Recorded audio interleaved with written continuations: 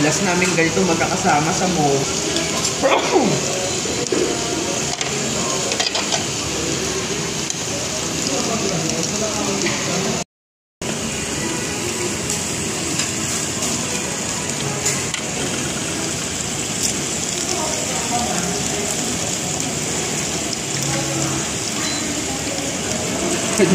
Alam mo yan.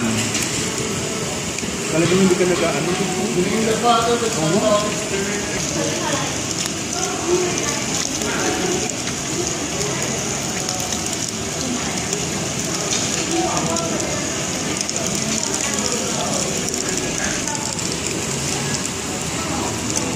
Guys, ang ating mga nakain. Ngayon naman, kukuha tayo ng konting dessert. Dahil tayo naka low carb, alam mo naman, hindi tayo masyado sa matamis. Sana lang ay hindi matamis itong mga nandito. Pero, tingin lang tayo ng konti. Tapos prutas. So, yun guys, ano lang tayo, labang kape.